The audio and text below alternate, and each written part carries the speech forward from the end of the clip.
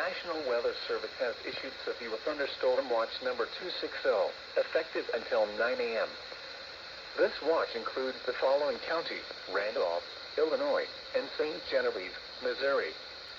Remember, a severe thunderstorm watch means the conditions are favorable for the development of severe weather, including large hail and damaging winds, in and close to the watch area. While severe weather may not be imminent, persons should remain alert for rapidly changing weather conditions and listen for later statements and possible warnings.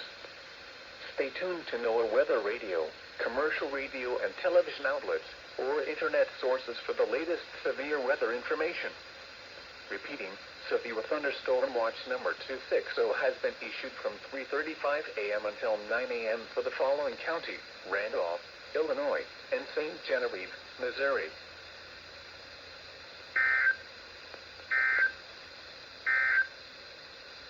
West of tonight, showers likely with a chance of thunderstorms.